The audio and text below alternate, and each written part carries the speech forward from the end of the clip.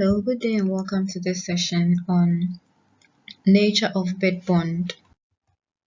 By the end of this session, you should be able to understand the nature of bid bond, the parties involved in a bid bond, reasons for using a bid bond, as well as the requirements for using bid bond.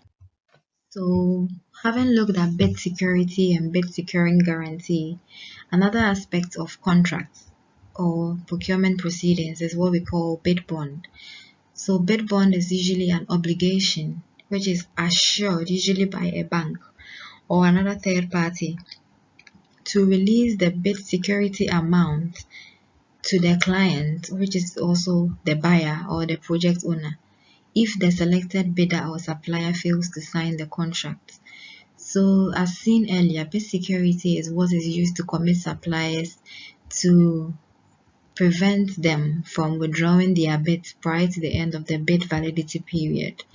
So in order to assure the buyer or the client that suppliers will not withdraw from the contract when they are selected to sign, they usually involve a third party, which is a trusted third party, who usually assures the client that they would issue or release the bid security amount to the client if the supplier fails to sign the contract when they are selected.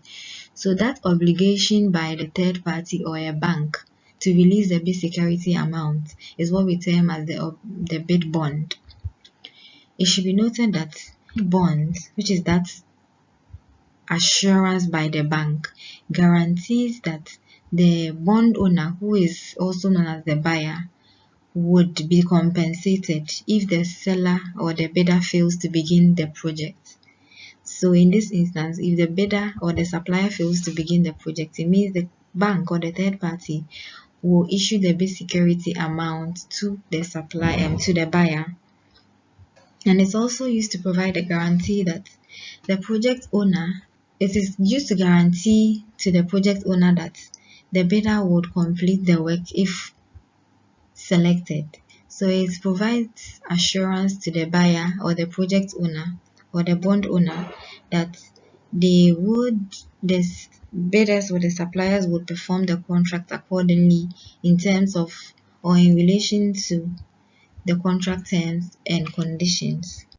So in a typical bid bond, there are some three parties who are involved in a bid bond proceeding.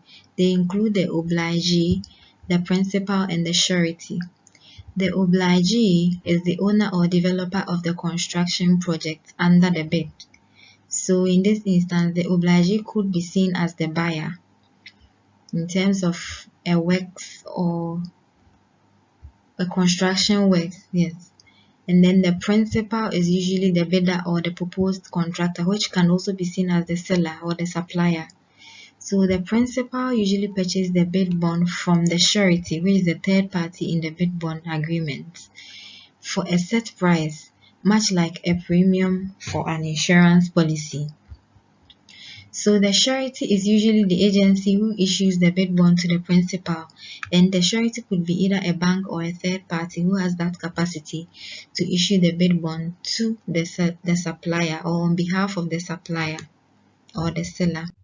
So what are some of the reasons for bid bonds?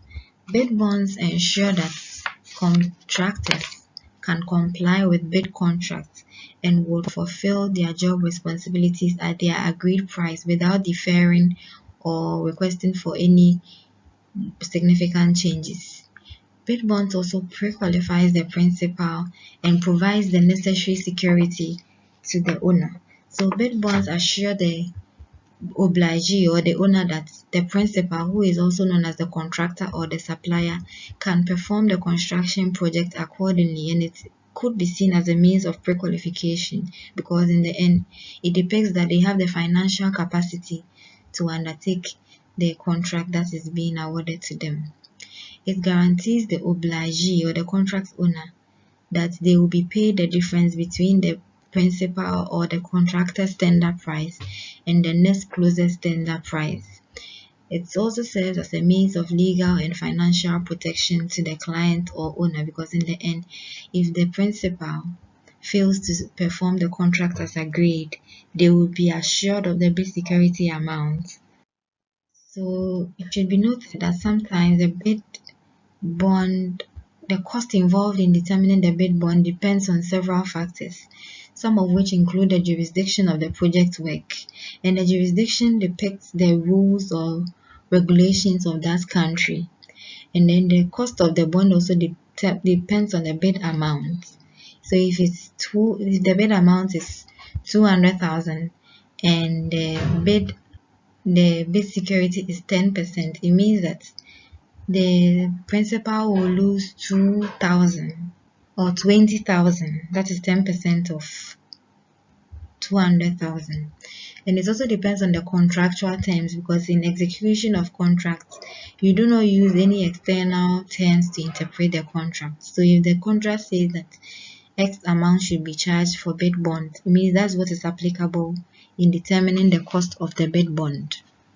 So you've learned about the nature of bid bonds, the parties involved in a bid bond, reasons for using a bid bond, as well as the requirements for using bid bond.